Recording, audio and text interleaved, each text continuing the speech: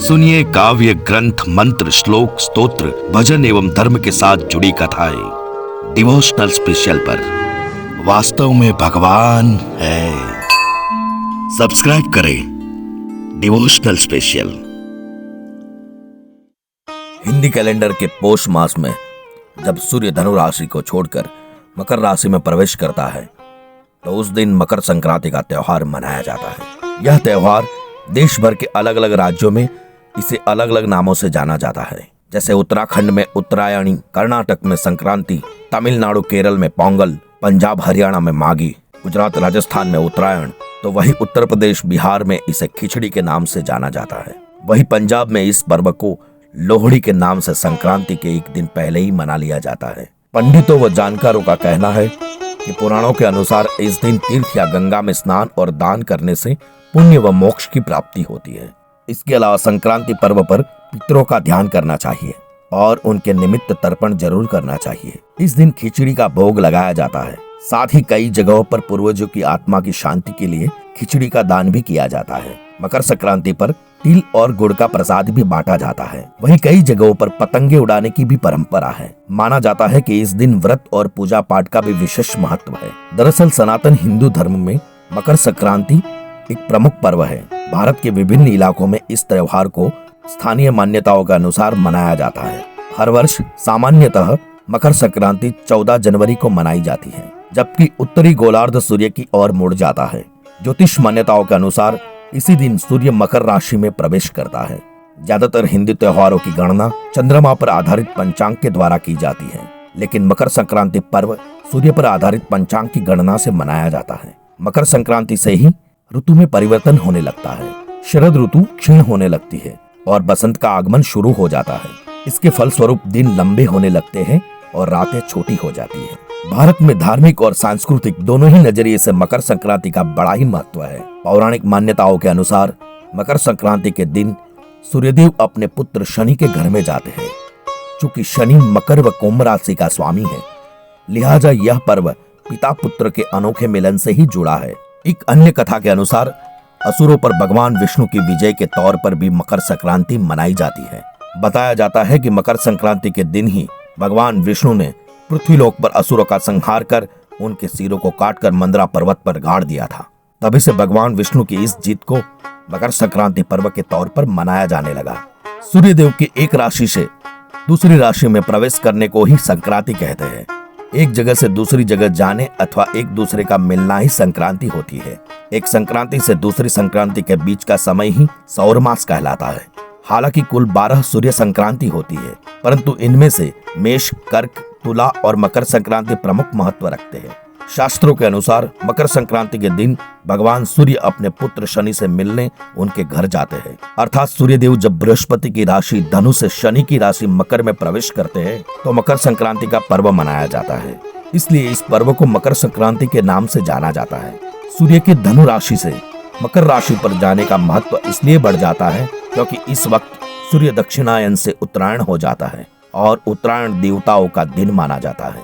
हिंदू मान्यताओं के अनुसार 14 दिसंबर से 14 जनवरी तक का समय खरमास कहलाता है। खरमास में किसी भी अच्छे काम को नहीं किया जाता। 14 जनवरी यानी कि मकर संक्रांति से पृथ्वी पर अच्छे दिनों की शुरुआत होती है। इस दिन इलाहाबाद में गंगा, यमुना, सरस्वती के संगम पर माघ मेला लगता है। यहाँ स्नान करने का बड़ा महत्व है। माघ मेले का पहला स्नान मकर संक्रांति से शुरू होकर शिवरात्रि के आखिरी स्नान तक चलता है।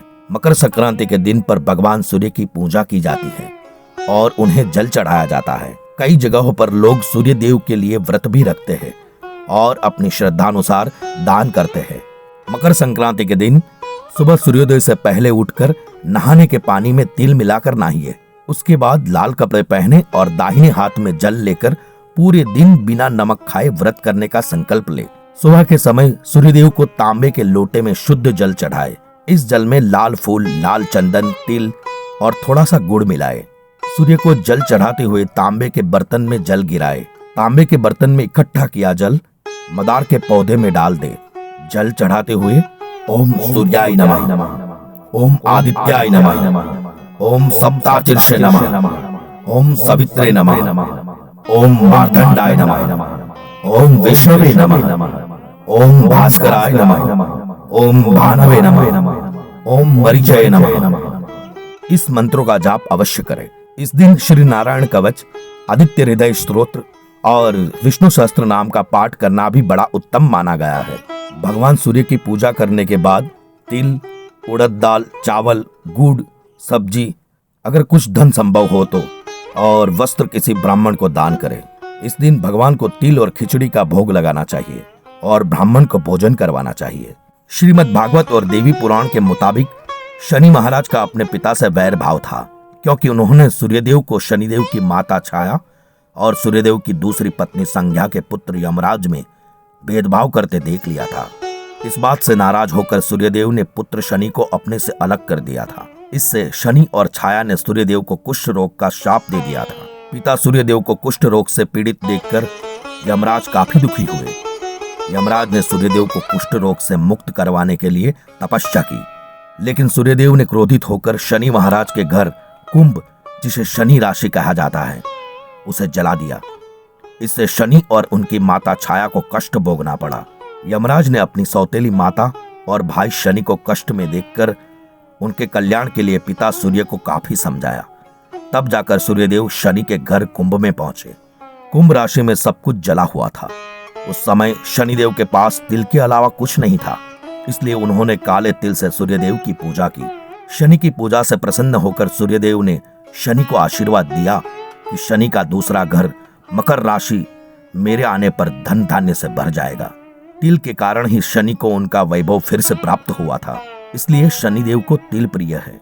इसी समय से मकर संक्रांति पर तिल से सूर्य एवं शनि की पूजा का नियम शुरू हुआ। पौराणिक कथाओं के अनुसार मकर संक्रांति के दिन गंगा जी भगीरथ के पीछे पीछे चलकर कपिल मुनि के आश्रम से होते हैं सागर में जा मिलती थी। इसलिए आज का दिन गंगा स्नान का विशेष महत्व है। मकर संक्रांति को मौसम में बदलाव का सूचक भी माना जाता है। इस दिन से वातावरण में कुछ गर्मी आने लगती है और फिर बसंत ऋतु के बाद ग्रीष्म ऋतु का आगमन होता है। कुछ अन्य कथाओं के अनुसार मकर संक्रांति के दिन देवता पृथ्वी पर अवतरित होते हैं और गंगा स्नान करते हैं। इस वजह से भी गंगा स्नान का आज विशेष महत्व माना गया है। महाभारत काल में भीष्म पितामह ने अपनी देह त्यागने के लिए मकर संक्रांति के दिन का ही चयन किया था। मकर संक्रांति से सूर्य उत्तरायण होते हैं। उत्तरायण देवताओं का दिन है। मान्यताओं की माने तो उत्तरायण में मृत्यु होने से मोक्ष की प्राप्ति की संभावना रहती है।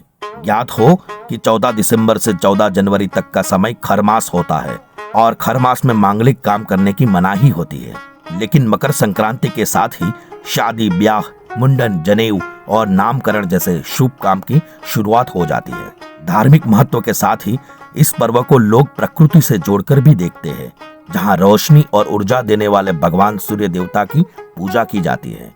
मकर संक्रांति के शुभ अवसर पर भगवान विष्णु की पूजा का भी विधान है। शास्त्रों और पुराणों में कहा गया है कि माघ मास में नित्य तिल से भगवान विष्णु की पूजा करने वाला पाप मुक्त होकर मोक्ष को प्राप्त करता है।